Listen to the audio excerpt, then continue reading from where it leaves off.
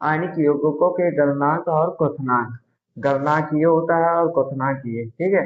NaCl का 1074 होगा गलनांक, और क्वथनांक 1686 होगा, ठीक है। LiCl का 887 होगा और 1600 क्या होगा, क्वथनांक होगा। CaCl2 1045 गलनांक और 1900 क्वथनांक होगा। CaO 2850 गलनांक और 3120 क्वथनांक होगा। MgCl2 981 गलनांक होगा और क्वथनांक कितना होगा, 1685। ये याद रखिएगा कि इसका क्वथनांक सबसे हाई होता है, ठीक है। और जो धातु होते हैं वो इलेक्ट्रॉन दान करते हैं और अधातु उसको इलेक्ट्रॉन रिसीव करते हैं। देखिए, जैसे कि सोडियम के पास इलेक्ट्रॉन कितने होते हैं, 11 इलेक्ट्रॉन होते हैं, ठीक है। और क्लोरीन के ऊपर 17 होते हैं। तो ये क्या करता है, इसके पास, इसको जरूरत होती है एक इलेक्ट्रॉन की, तो इसके पास एक इलेक्ट्रॉन बाहर होता है, क्या होता है, 1s2, 2s2, 2p6, 2p6 और 3s1। तो ये क्या करता है, ये अपना इलेक्ट्रॉन एक इसको दे देता है। 17 की जगह पे इसके पास हो जाते हैं 18 इलेक्ट्रॉन, ठीक है। तो ये क्या बचेगा, इसके ऊपर पॉजिटिव आ जाएगा और इसके ऊपर नेगेटिव आ जाएगा। इसके पास 10 इलेक्ट्रॉन बचेंगे और इसके पास 18 इलेक्ट्रॉन हो जाएंगे, ठीक। ये होते हैं धातु। सोडियम जो होता है, धातु जो होते हैं वो इलेक्ट्रॉन दान करते हैं, और अधातु जो होते हैं इलेक्ट्रॉन वो लेते हैं। तो इनके धातु के ऊपर पॉजिटिव आ जाता है और अधातु के ऊपर नेगेटिव आ जाता है, ठीक है। और इनके पास इलेक्ट्रॉन की कमी हो जाती है, यानी कि इलेक्ट्रॉन इनके पास कम एक हो जाते हैं और इनके पास एक ज्यादा हो जाता है। आयनिक यौगिकों के गुणधर्म, इसके अंदर हेडिंग आता है भौतिक प्रकृति। आयनों के बीच मजबूत आकर्षण बल के कारण आयनिक यौगिक जो होते हैं ठोस हो जाते हैं और कठोर हो जाते हैं और ये भंगुर होते हैं। थोड़ा सा दाब और इस पे लगाया जाए तो ये टूट जाते हैं, ठीक है। अगर गिर गया तब भी ये टूट जाएगा। फिर इसके बाद देखिए क्या दूसरा हेडिंग आता है, गलनांक और क्वथनांक। आयनिक यौगिक जो होते हैं उनका गलनांक और क्वथनांक जो होता है उच्च होता है, ये मजबूत। देखिए, आयनिक यौगिकों का गलनांक और क्वथनांक उच्च होता है, ये मजबूत है। अंतर आयनिक आकर्षण को तोड़ने के लिए ऊर्जा की जरूरत होती है। इनको देखिए, गलनांक और क्वथनांक जो होता है उसको, उनके बीच में तो आयनिक यौगिक आयनिक बल होता है, अंतरालिक आकर्षण बल होता है। अब इस बल को तोड़ने के लिए ऊर्जा की जरूरत होती है। तीन घुलनशीलता। आयनिक यौगिक सामान्यतः जल में घुलनशील और मिट्टी के तेल, पेट्रोल में अघुलनशील होते हैं। मिट्टी के तेल और पेट्रोल में अघुलनशील क्यों होते हैं, क्योंकि ये कार्बनिक पदार्थ होते हैं और ये नॉन पोलर होते हैं, यानी कि अध्रुवीय होते हैं। मिट्टी का तेल और पेट्रोल अध्रुवीय होता है, जल जो होता है वो ध्रुवीय होता है। और ये क्या है, मिट्टी का तेल और पेट्रोल क्या होता है, कार्बनिक पदार्थ होते हैं। नंबर 4 देखिए, विद्युत चालकता। किसी विलयन से विद्युत के चालन के लिए आवेशित कणों की गतिशील आवश्यक होती है।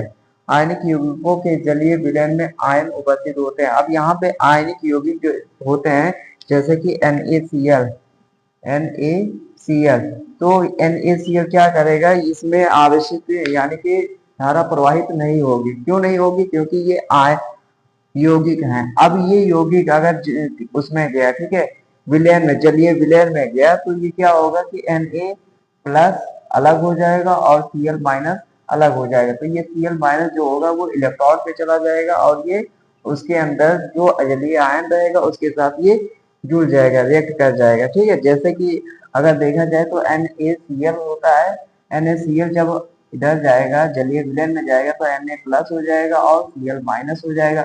अब Na+ जो होता है वो OH- के साथ जुड़ जाता है और H+, ये दोनों क्या होते हैं, बाहर निकल जाते हैं, ठीक है, इलेक्ट्रोड की तरफ ये दोनों चले जाते हैं और ये दोनों जलीय में रह जाते हैं। इसीलिए इनमें क्या होती है कि जब यौगिक रहेंगे, आयनिक यौगिक रहेंगे तो धारा प्रवाहित नहीं होगी, यानी कि ये दोनों जुड़े रहेंगे तो धारा प्रवाहित नहीं होगी।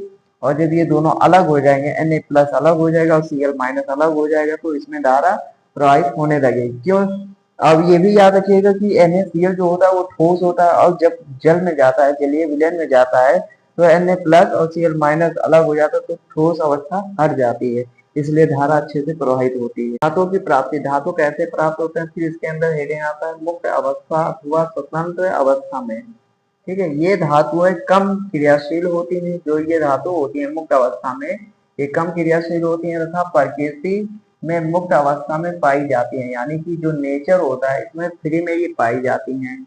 जैसे कि सोना हो गया, चांदी हो गया, प्लेटिनम हो गया आदि, ये सब क्या होते हैं, ये फ्री अवस्था में पाई जाती हैं। फिर इसके बाद आता है दूसरा हेडिंग, संयुक्त अवस्था अथवा यौगिकों के रूप में। यौगिक का मतलब होता है जैसे कि दो चीजों का जुड़ना, NaCl। NaCl क्या है? Sodium chloride. तो ये दोनों जब जुड़ेंगे तो ये यौगिक कहलाएगा, ठीक है। संयुक्त का मतलब ये होता है कि जुड़ना। अधिकांश धातुएं सक्रिय होने के कारण संयुक्त अवस्था में पाई जाती हैं।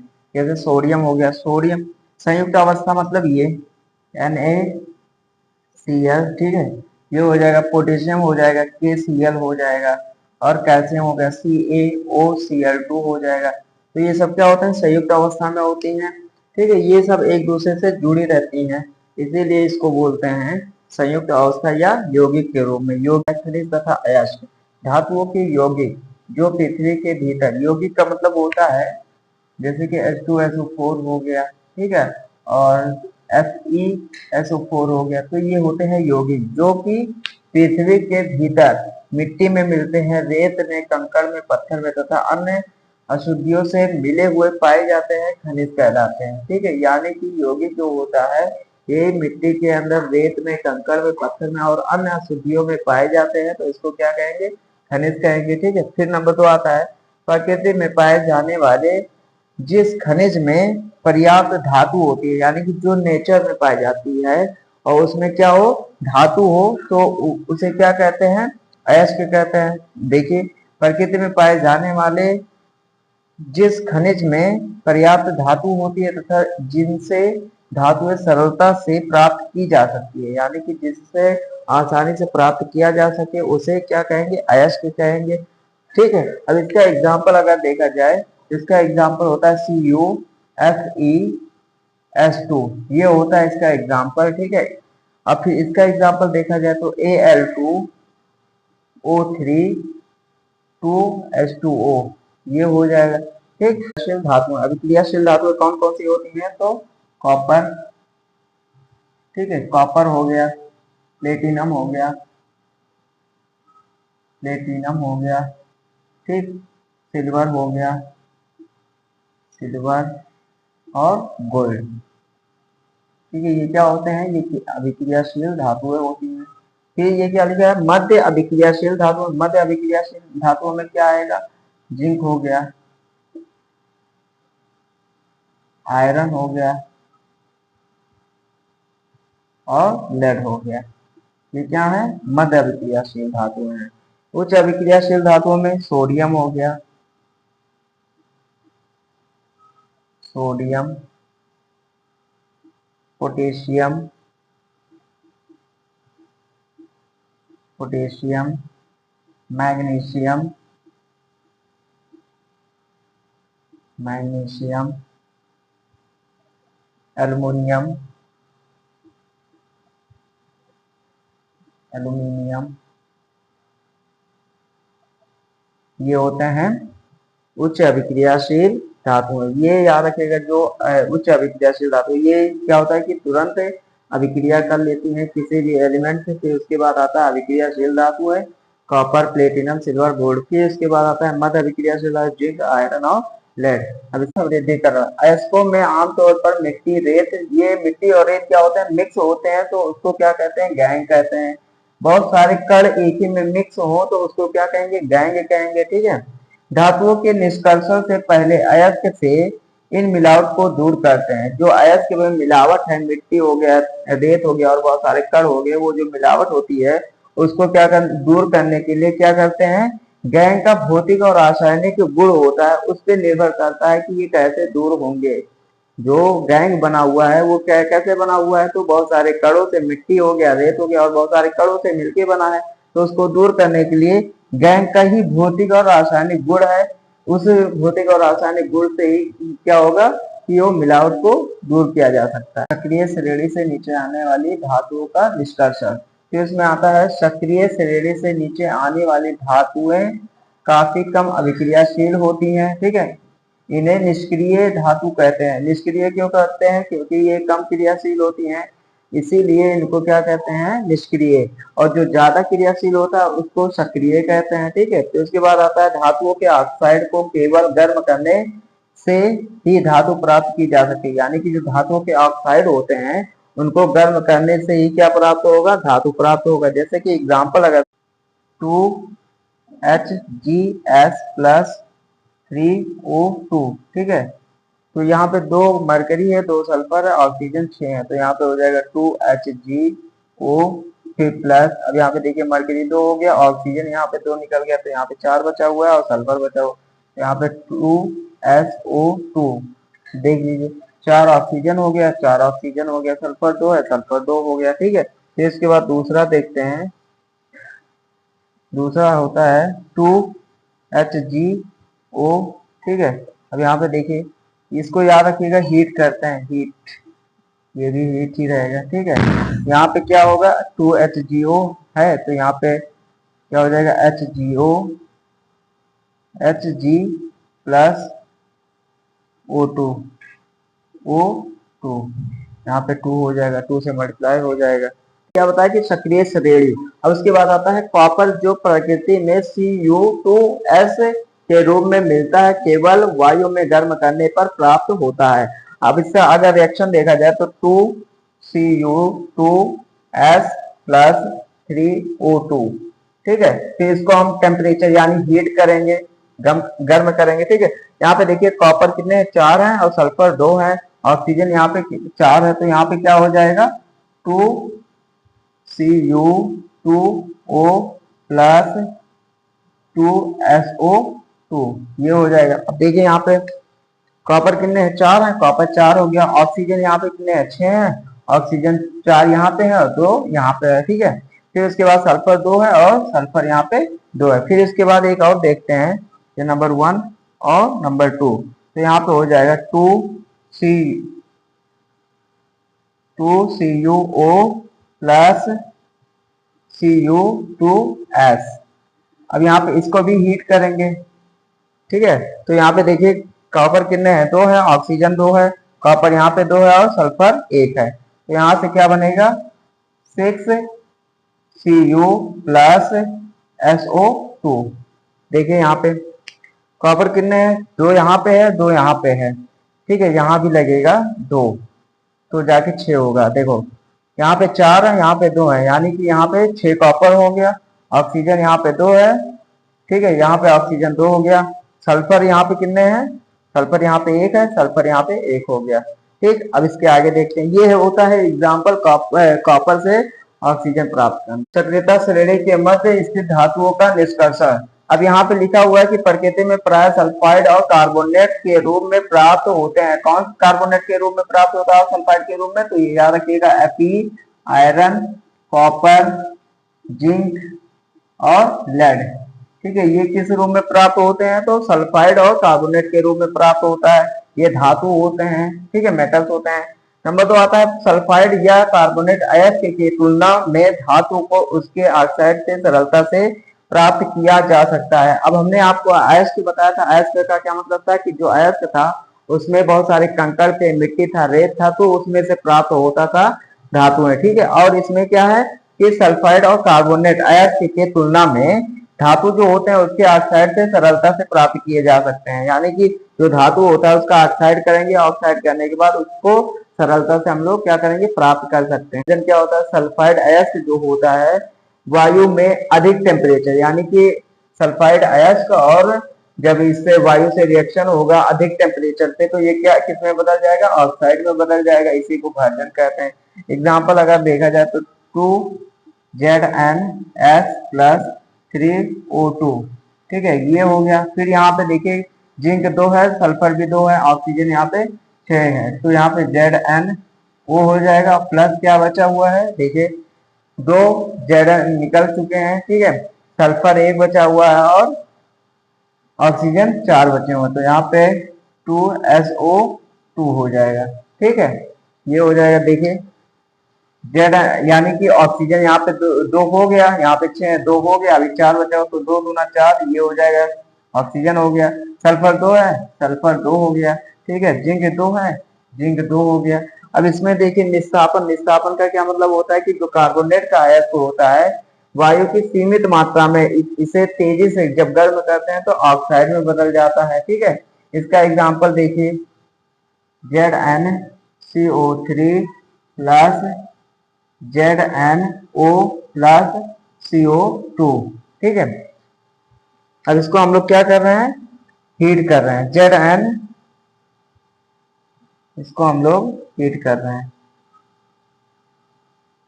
ठीक, धातु ऑक्साइड का कार्बन के साथ अपचयन किया जाता है तो क्या प्राप्त होता है, तो यहाँ पे क्या हो जाएगा ZnO प्लस C। अब इसको जब हम लोग हीट करेंगे तो क्या प्राप्त होगा, देखिए यहाँ से Zn निकल जाएगा, ठीक है, प्लस यहाँ से CO निकल जाएगा, जिंक ये हो गया और इसका कार्बन मोनोऑक्साइड हो गया। ठीक है, अब यहाँ पे देखते हैं मैग्नीज डाइऑक्साइड को एल्यूमिनियम के साथ गर्म करने पर क्या प्राप्त होता है, तो यहाँ पे देखिए 3MnO2 प्लस 4Al2। ठीक है, इसको भी क्या करेंगे हम लोग, हीट करेंगे।